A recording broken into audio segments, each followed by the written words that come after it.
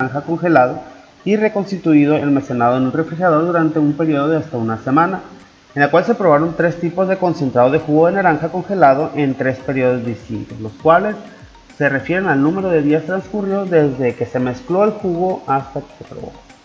Se registraron los resultados en miligramos de ácido ascórbico por litro, es una concentración, y los datos los vamos a mostrar en un momento. Y el problema nos pide que utilicemos un nivel de significancia de 0.05 para probar las hipótesis siguientes, porque hay un par de factores. Creamos factor A, que es el tipo de marca de jugo de naranja, un factor B, que es el tiempo o el periodo en el cual se va a dejar este jugo y se va a analizar la concentración, y C, que es la interacción de entre estos dos factores. Entonces quedan las hipótesis nulas de los diferentes factores de esta manera. La primera, que hay que probar si no hay diferencias en el contenido de ácido ascórbico entre las diferentes marcas de concentrado de jugo de naranja. La siguiente hipótesis, que dice que no existen diferencias en el contenido de ácido ascórbico para distintos periodos, estamos hablando del tiempo. Y la de la interacción, dice que no hay interacción entre las marcas de concentrado de jugo de naranja y el número de días transcurridos desde que el jugo se mezcló y se probó. Entonces vamos a ver a continuación los datos de las observaciones de las concentraciones. Bien, aquí tenemos ya los datos en nuestra tabla, los datos experimentales, donde podemos observar las 3 marcas de concentrado de jugo de naranja. Como factor A tenemos la marca Richford, la Seal Sweet y la Minute Maid, mientras que en nuestro factor B tenemos los tiempos en días de 0, 3 y 7 días. Y aquí podemos ver las 4 réplicas de cada uno de los factores. Y lo primero que vamos a hacer para poder determinar si hay diferencias o no hay diferencias entre los tipos de marca y entre los tiempos distintos que se experimentan ahí, se toman los datos, primeramente vamos a sacar un promedio de las 4 réplicas que tenemos ahí, y para eso pues vamos a poner una fórmula promedio y tomamos los 4 valores los primeros datos de la marca Richford con 0 días, y cerramos el promedio y copiamos de esta manera. Ok, ya tenemos aquí los promedios. Digamos, el 50.8 es de los primeros 4 valores que tenemos aquí, y así sucesivamente, ¿verdad? Okay. Y posteriormente vamos a obtener los promedios en la segunda tabla de los factores del factor A y del factor B. O sea, vamos a sacar promedios por renglón y por columna. De la misma manera ponemos promedio y seleccionamos los 3 valores y copiamos. Vamos a hacer lo mismo para las columnas. Vamos a poner promedio, seleccionamos, cerramos y copiamos. Vamos a copiar y vamos a irnos una más para sacar el promedio general. Este valor que tenemos en la pura esquina es nuestro promedio general. Vamos a ponerlo, a resaltarlo, porque lo vamos a necesitar para sacar la suma de cuadrados del factor A y del factor B. Aquí podemos ver enseguida nuestras fórmulas que vamos a aplicar para ir llenando nuestra tabla nova, que al final de cuentas es la que nos va a permitir tener los valores del estadístico de F, de Fisher, y los vamos a comparar con los valores críticos de F, que lo vamos a ver en tablas. Y si el valor de F de calculada es mayor que la F de tablas, entonces podemos rechazar la hipótesis que tenemos de cada factor. Para sacar la suma de cuadrados del factor A, vamos a hacer lo siguiente. Podemos ver que esas son las marcas, lo que viene siendo el factor A, entonces podemos ver que los promedios son estos que tenemos aquí, que dice 48.1, 46.6 y 48.9. Entonces, para sacar la suma de cuadrados sería b por n, y b pues son 3, n son 4, que es el número de réplicas, y vamos a sacar la diferencia de cuadrados, que viene siendo 48.1 menos 47.9, se eleva al cuadrado, y así hacemos para cada uno de los promedios del factor A. Entonces vamos a hacerlo, sería 4 por 3 por, hacemos, abrimos paréntesis, abrimos otro paréntesis, porque vamos a restar cada uno de los promedios menos el promedio general o global, elevar al cuadrado, más, abrimos paréntesis y hacemos lo siguiente, hacemos lo mismo, ¿no? Estamos menos el total de totales, o el media general, le damos al cuadrado.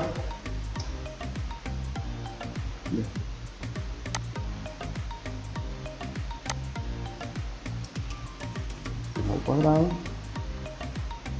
y cerramos. Aquí tenemos nuestra suma de cuadrados del factor A. ¿Okay? De manera similar vamos a hacer para el factor B.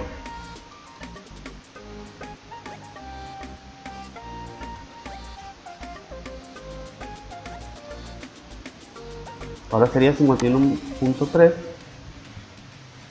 57.9 se eleva al cuadrado.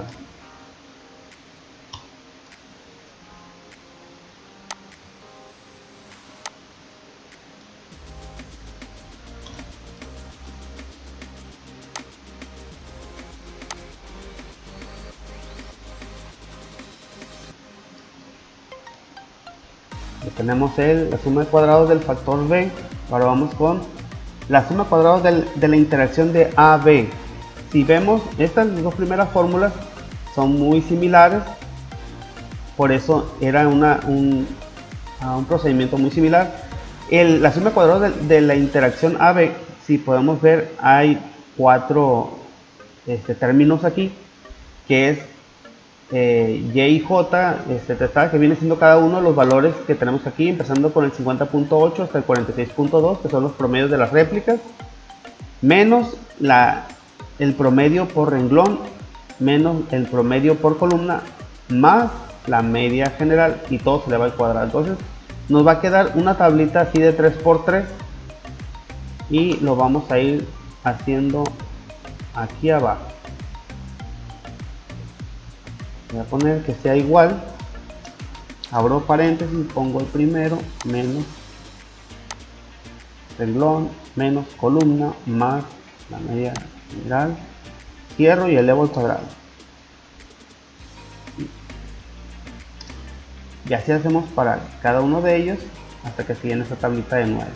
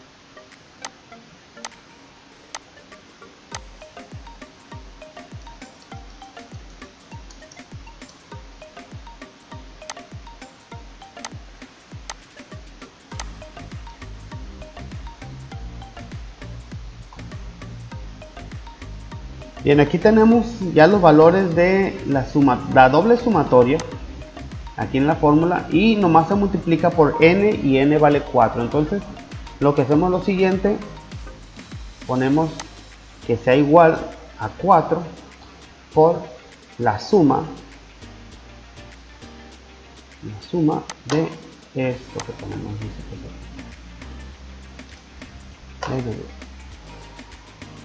Lo que sigue es sacar la suma de cuadrados del error.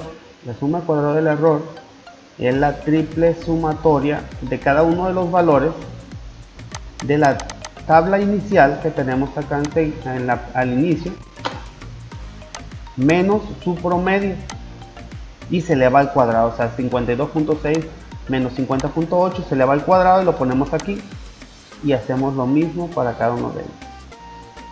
Hacemos igual a de valor menos media, cerramos y elevamos al cuadrado. Okay, vamos a ajustar esto y vamos a quitarle decimales para que se pueda apreciar aquí. Ahí está. Si queremos nosotros copiar esta fórmula, vamos a hacer que se fije este valor, y para eso ponemos signo de pesos antes y después de la letra que corresponde a la celda. Ponemos signo de pesos aquí, signo de pesos acá, antes y después. Entonces copiamos.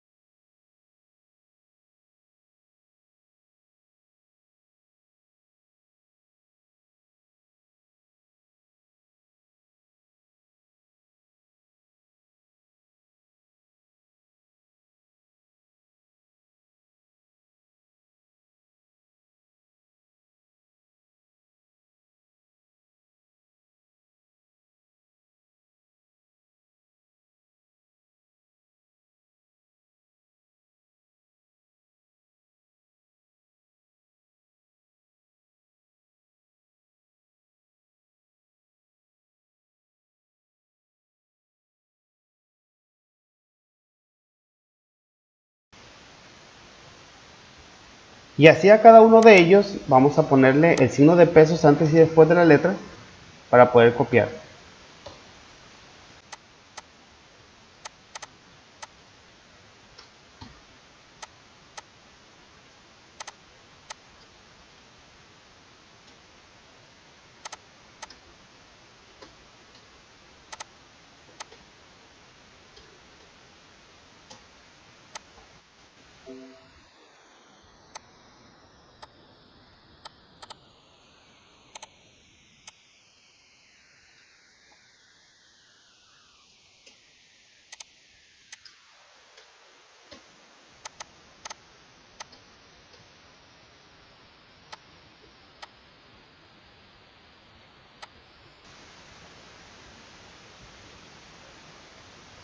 Bien, ya que tenemos estos valores, ya después de haber calculado cada una de las diferencias en la tabla inicial y sus promedios, todo para obtener la suma de cuadrados del error, pues simplemente sumamos, vamos a poner aquí igual a suma,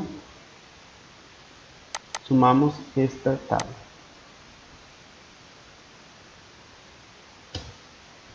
Aquí tenemos ya la suma de cuadrados de A, del factor B, de la interacción del factor A y B, y la suma de cuadrados del error.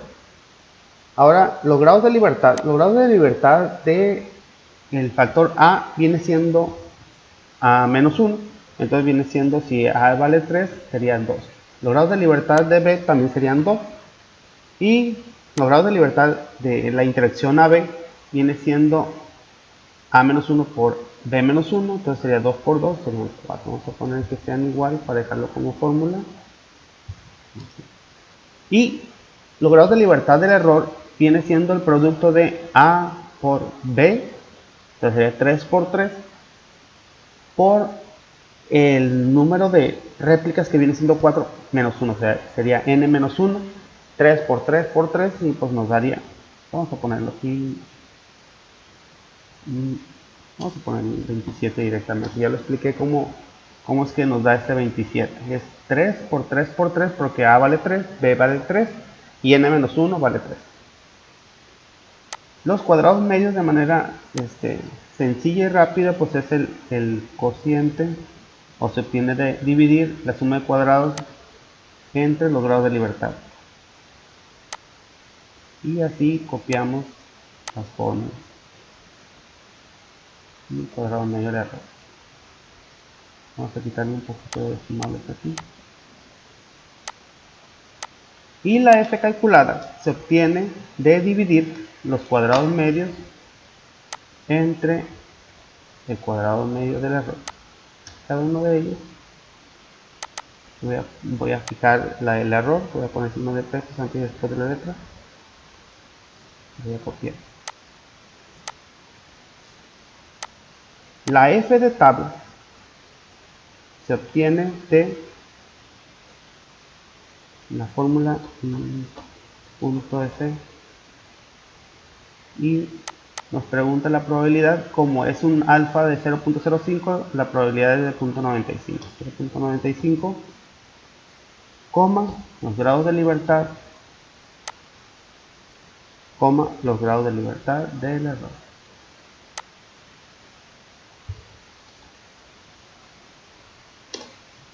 Okay. Aquí nosotros vamos a fijar 0.95, solamente vamos a dejar variando la primera grado de libertad. Vamos a poner aquí signo de pesos, signo de pesos.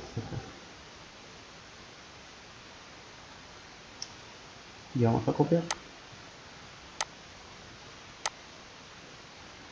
Y pues lo que nos queda aquí es la decisión de rechazar o no rechazar H0, para posteriormente ir a la parte del enunciado y ver cómo concluimos. ¿Cuál va a ser el criterio de decisión? Es si la f calculada es mayor que la f de tabla, entonces se rechaza H0. Si la f calculada es menor que f de tablas, no se rechaza H0. Entonces aquí podemos ver a simple vista que f de tablas es mayor que la f calculada. Aquí no se va a rechazar, solamente se va a rechazar en el factor b. ¿Sí? Vamos a ponerle aquí que sea igual. Vamos a poner una condición sí. Si f calculada es mayor que f de tabla, entonces, vamos a ponerle una coma, que imprima, se rechaza H0.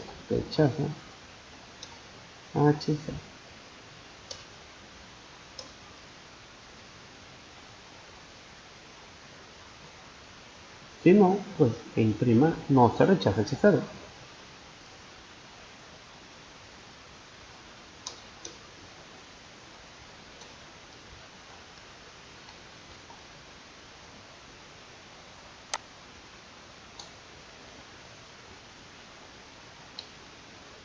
Y aquí, como vemos, pues no se rechaza HCl, pero aquí en la segunda puede dar que sí se rechaza HCl. Entonces, solamente en B se rechaza y lo que nos queda es concluir. ¿Cómo concluimos? Bien, nuestras conclusiones quedan de esta manera. Para el factor A, no hay diferencia significativa en el contenido de ácido ascórbico entre las diferentes marcas del concentrado de jugo naranja. En el factor B, ahí si recordamos aquí se rechaza H0, por lo tanto podemos concluir que sí existe diferencia significativa en la concentración de ácido ascórbico para los diferentes tiempos de prueba. Y por último, la interacción de los factores A y B, podemos concluir que no hay interacción entre los factores de marca de jugo y tiempo de prueba que afecte a la concentración de jugo de naranja. Y con esto terminamos.